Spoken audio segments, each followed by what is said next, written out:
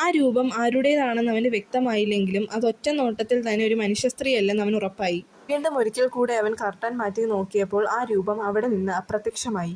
ഇതേ സമയം തന്നെ ജോഷിയുടെ കോൾ അവന് വന്നു. എടാ, കീർത്തി എന്നെ ഇപ്പോൾ വിളിച്ചിട്ടുണ്ടായിരുന്നു എന്നും അവൾ ഇന്നലെ UK-യിൽ വെച്ച് ആനിയെ കണ്ടിട്ടുണ്ടായിരുന്നു എന്നും ഞാൻ പിന്നെ ഇന്നലെ ഫ്ലാറ്റിൽ കണ്ടത് ആരെയായിരുന്നു എന്നും അവൻ ചോദിച്ചു.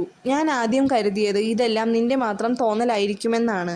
ഇത് പറഞ്ഞുകൊണ്ടിരിക്കുമ്പോൾ തന്നെ ജോഷിയുടെ ഫോണിൽ നിന്ന് ഒരു നിലവിളിക്കുന്ന സ്ത്രീ ശബ്ദം ദീപു കേട്ടു.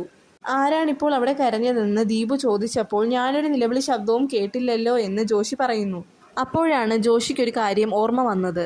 ഞാൻ ഇന്നലെ ഇവിടുത്തെ ഫ്ലാറ്റിൽ വെച്ച് ആനിയെ കണ്ട അതേ സമയത്ത് തന്നെയാണ് കീർത്തി ഇന്നലെ അവിടെ വെച്ച് ആനിയെ കാണുന്നതും. ഇതിലൊരു വ്യക്തത വരുത്തണമെന്ന് തീരുമാനിച്ച് ജോഷി ഒരിക്കൽ കൂടി ആനിയുടെ ഫ്ലാറ്റിലെത്തി.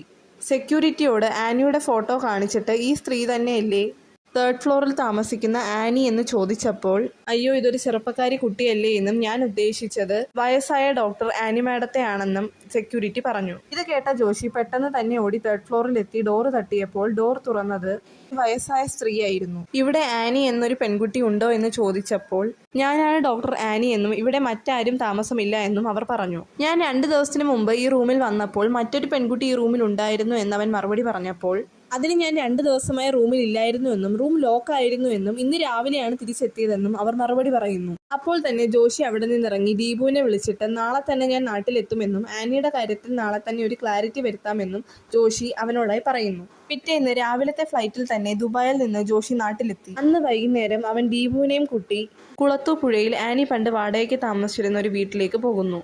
കുളത്തൂപ്പുഴയിൽ എത്തിയപ്പോൾ വഴിയിൽ വെച്ച് അവരൊരു വയസ്സായ സ്ത്രീയെ കണ്ടു. അവരെ കണ്ടതും ജോഷി ഇവരൊരു വയസ്സായ സ്ത്രീയല്ലേ എന്നും ഇവർക്കൊരു പക്ഷേ ഇവിടെ പണ്ട് താമസിച്ചിരുന്ന ആനിയെ പറ്റി എന്തെങ്കിലും വിവരം നൽകാൻ കഴിയുമെന്നും പറയുന്നു. അവർ വർഷങ്ങൾക്ക് മുമ്പ് ഇവിടെ താമസിച്ചിരുന്ന ആനിയെക്കുറിച്ച് എന്തെങ്കിലും അറിയുമോ എന്ന് ചോദിച്ചതും അവർ അലറിക്കൊണ്ട് ജോഷിയുടെ കഴുത്തിൽ കുത്തിപ്പിടിച്ചതും ഒരേ സമയത്തായിരുന്നു.